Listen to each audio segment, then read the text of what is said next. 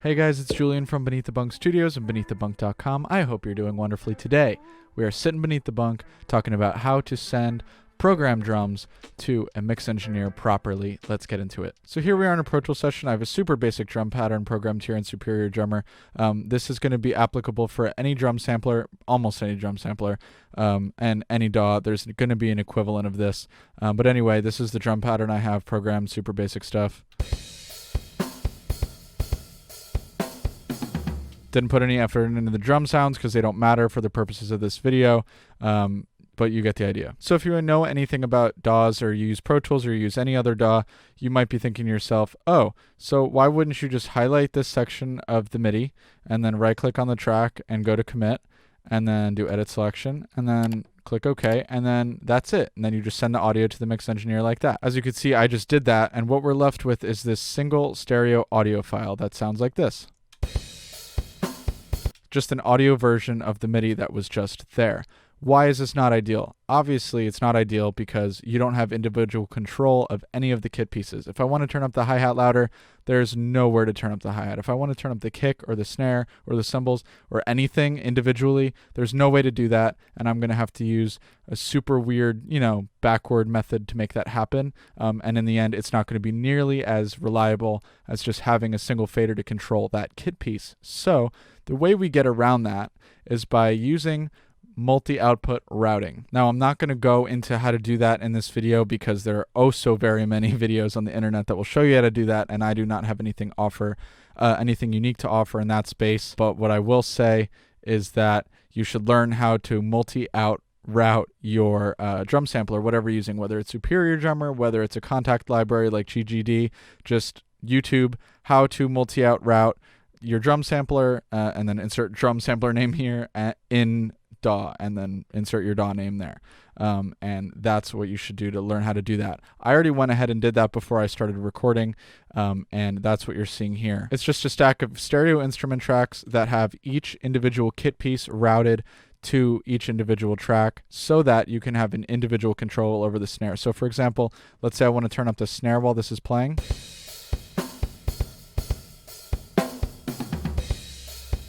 You could hear that the snare got louder, and I don't have to open up the plugin, go into the mixer section, turn up the snare that way. I could just do it this way, and it allows me to send individual kit pieces to a mixing engineer as if I recorded real drums. At the end of the day, that's what we're trying to achieve. We're trying to make it look like we recorded real drums, in that we want each kit piece to be on its own track. So how do we go from having, all of these instrument tracks to having actual audio tracks with audio events that have each kit piece on them? Well, let's pretend, for the sake of this video, that all of these parts are exactly the way we want them to be. This is the best drum part we ever heard. It suits the song perfectly, and we want to send it off.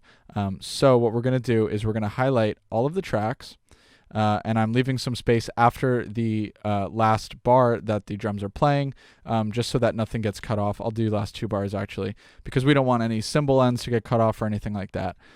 So then we're going to right click on any one of these tracks, it doesn't matter, and then we're going to go to commit. We're going to go to edit selection, consolidate clips, do nothing, offline, and click OK. So as you can see, what we are left with here is a series of audio tracks that we did not have before. And I'm going to go ahead and select all of them and put them aside separately from the instrument tracks that we just had. So as you can see, not all of these tracks are getting used. For example, these two toms didn't get used, these two toms didn't get used. So I'm going to delete those tracks because what's the point of sending empty audio? This next step is kind of optional. I just like to do it because it kind of bothers me when I see stereo audio for mono instruments. So for example, this snare looks like it's in stereo, but it's not actually in stereo. That might sound confusing to you, but just understand that the audio that's on the top in the left channel and the audio that's on the right in the bottom channel are the exact same thing. So that's what makes that actually mono, even though it looks stereo. So what I like to do with all the tracks that are like that, so for example, the tom 4, tom 1, the snare bottom, snare top, kick sub, kick out, kick in, and I'll also do it on the hi-hats.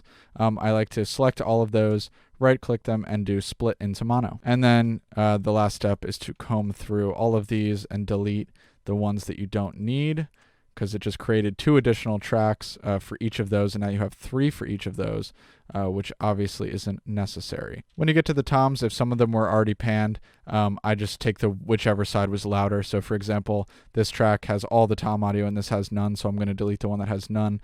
And on this one's louder, so I'm going to keep that and delete this one and this one. And same thing with the hi-hat. But anyway, this is pretty much it. That's all of it.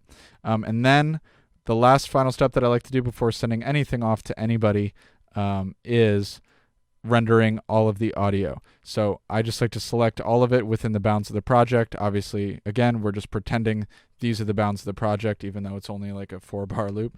And we're going to hit Alt-Shift-3 or Option-Shift-3 if you're on a Mac. And then we just created new audio files for all of these audio events. The reason I like to do that is because it allows you to go to the session folder for the session that you're working on, go into audio files, and sort by date modified.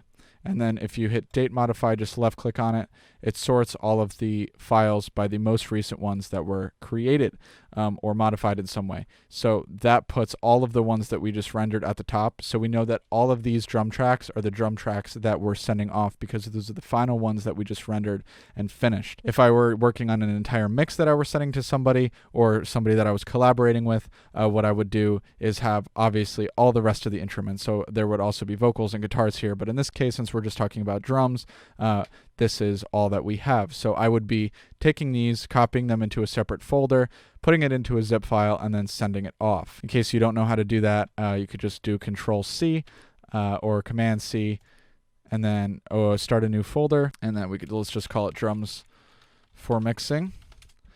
And then we can go open that, paste everything with Control-V.